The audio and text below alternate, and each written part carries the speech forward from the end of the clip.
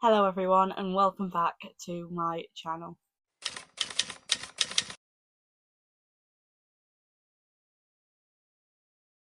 So in today's video what I'm going to be doing is picking my September TBR. I had to think about that one then. It's definitely September. So I'll be picking my September TBR using my TBR jar. So in this jar, as you can see, there's loads of folded up bits of paper, and on these bits of paper there is the names of books that are both on my physical TBR and my Kindle TBR. So I'm going to be picking 5 of these out and just seeing what they are basically. Let's get into the video. So for book 1 of my September TBR, I'm just going to put my hand in there and pick book 2 there, that one.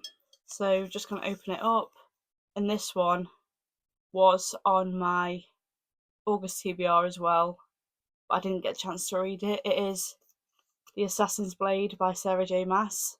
I just have it here.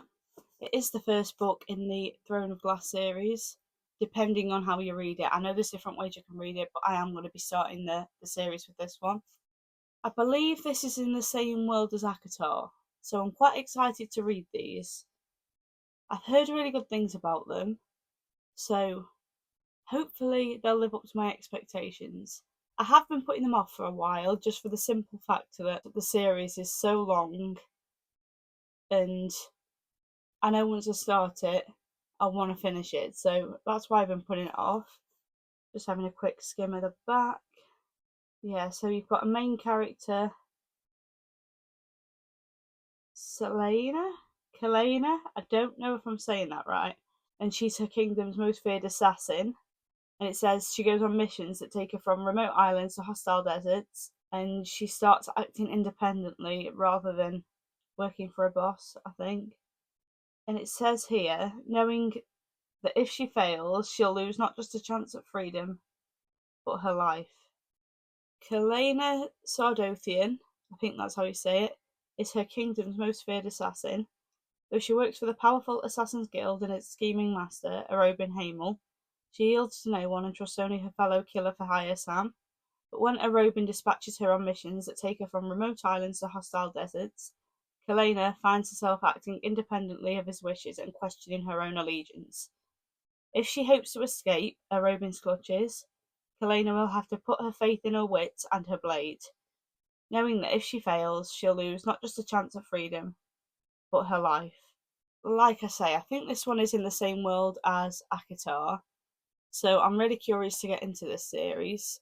But yeah, it sounds really good. I am looking forward to reading this one. So that's book 1 on my September TBR. Right, so now for book 2. I'm just gonna get my jar.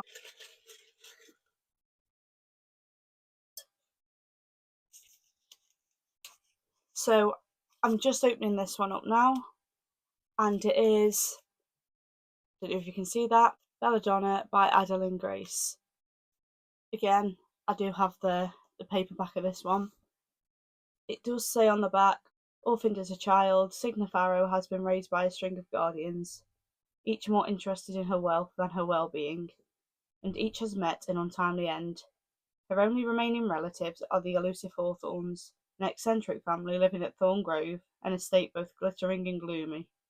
When a restless spirit appears claiming she was poisoned, Signa realizes the Hawthorns would be in grave danger, and enlists the help of a surly stable boy to hunt down the killer.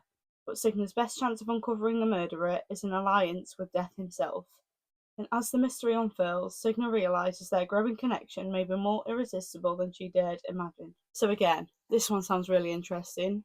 I think this one's a fantasy book as well.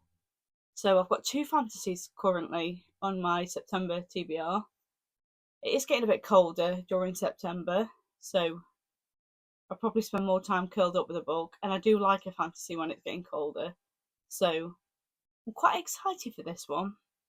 Again, heard great things online.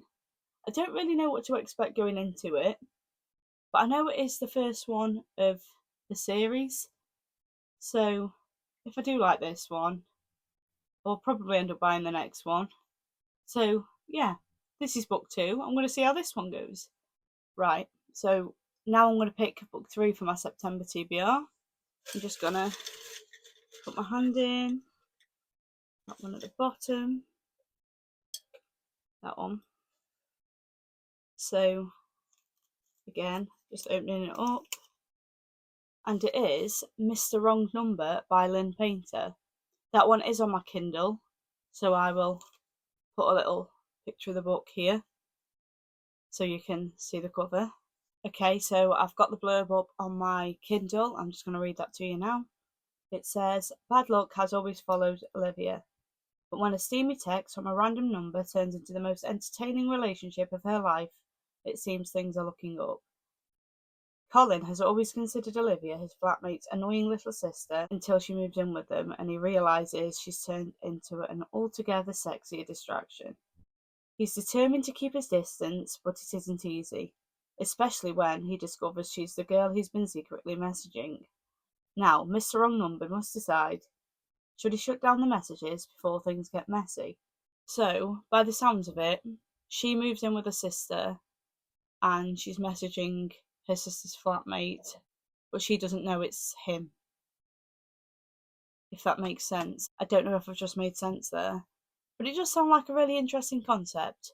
I do really like the Lynn Painter books I've read already, so I am quite excited to read that one. And hopefully, it's going to be a nice little romance to break up the fantasies. So, yeah, that's book three. Just picking book four, that one, and just opening it. And this is one I've wanted to read for a while. It is Demon Copperhead by Barbara Kingsolver. Again, it's on my Kindle, so I will put the cover here for you so you can have a look. Right, so it says Demon Copperhead is a once in a generation novel that breaks and mends your heart in the way only the best fiction can. Demon's story begins with his traumatic birth to a single mother in a single wide trailer, looking like a little blue prize fighter. For the life ahead of him, he would need all of that fighting spirit, along with buckets of charm, a quick wit, and some unexpected talents, legal and otherwise. In the southern Appalachian Mountains of Virginia, poverty isn't an idea, it's as natural as the grass grows. For a generation growing up in this world, at the heart of the modern opioid crisis, addiction isn't an abstraction, it's neighbours, parents, and friends. Family could mean love or reluctant foster care. The demon born on the wrong side of luck, the affection and safety he craves is as remote as the ocean he dreams of seeing one day. The wonder is in how far he's willing to travel to try and get there. Suffused with truth, anger, and compassion, Demon Copperhead is an epic tale of love, loss, and everything in between. I have read online that Demon Copperhead is a modern day retelling of Charles Dickens' David Copperfield, and that's what made me curious to read it. I did read David Copperfield a long time ago when I was in school. I can't really remember a lot that happens in it, to be honest, but I was curious to read this one anyway. So I have been wanting to read it for a while. So it is a good book to put on my TBR for this month because it might actually motivate me to read it sooner rather than later. But yeah, I am looking forward to that one. I think it'll be an interesting read, and I would like to get into classics a bit more. So I thought I'd read that one and then I would read David Copperfield to compare the two, maybe. So yeah, that one's book four. And then for book five, I'm just going to pick this one off the top.